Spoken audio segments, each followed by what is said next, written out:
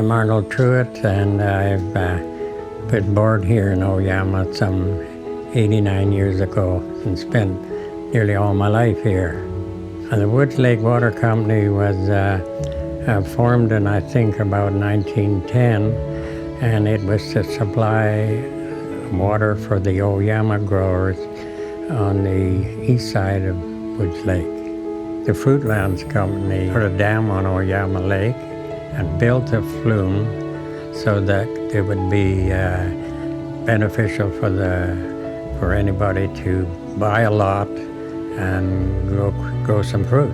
The laborers were mostly the growers themselves, and then they had to hire somebody to distribute the water as evenly as they could to the growers.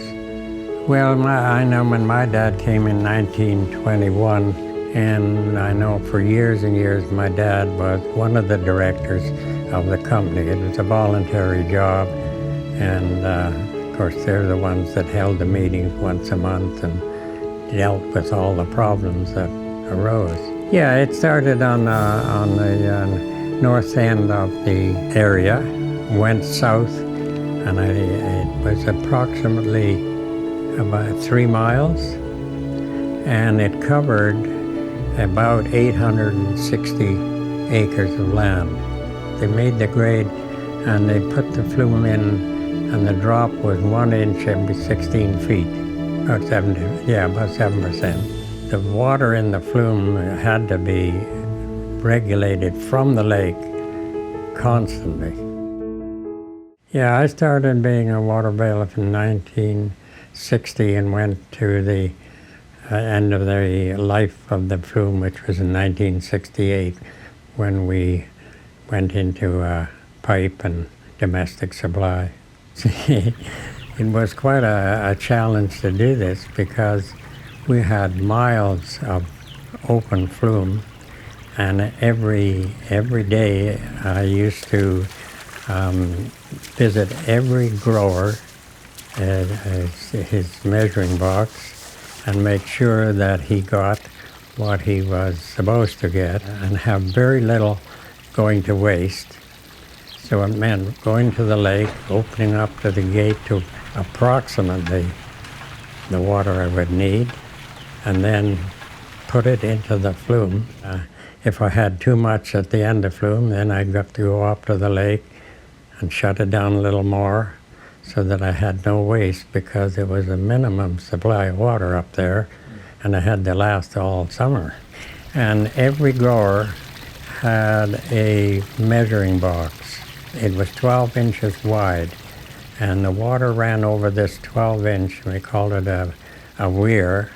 The measurement of that water indicated what he was getting, and it was my job to write down how many inches of water was going over his weir every day. And every one of those, the gates on those measuring boxes were locked, so the grower eliminated the temptation to take a little more water. Of course, every measuring box was on the height of his land, so he would take a flume along top of his orchard, his own flume, and run ditches from there all down the rows of orchard. Our Wood Lake Water Company was recognized as a model company. We delivered the water at a reasonable rate and very efficiently. Well, I think we were fortunate that we had a better supply of water than a number of water districts or water companies in existence at that time. Yes, yeah, I had a 10 acres orchard of my own, yeah. Yeah, of course, with a growing family and one thing and another, but the days in the summertime were long, and so you do what you could and get by. Well, the water, of course, was the life blood of the community, really, and everybody knew one another, and everybody shared the same sort of occupation, and it was a very closely knit community, very closely knit community. It changed the whole structure of the community really when we got rid of the flume and put it into a pipe system and domestic. The population that gradually increased to a proportion where there was more non-farmers than farmers.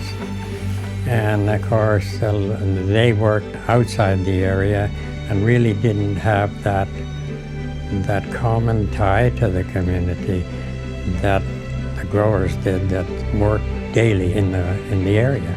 And the Flume started, was built in 1910, and it was abandoned in 1968. So that's 58 years. The growers do not have little or no say in what how the system is run. It's run very well still, but yes, it's not the democratic thing that it used to be. I kind of miss that seeing all those growers on a daily basis.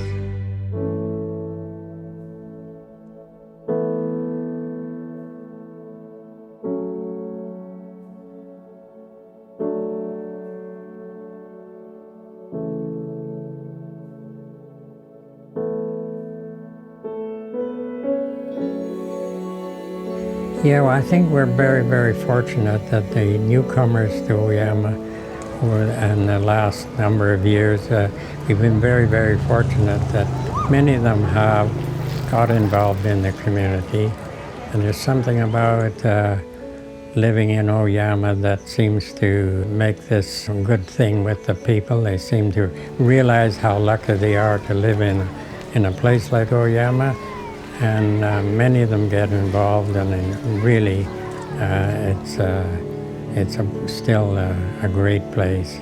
And I think that it's an envy of a lot of the communities in the Okanagan.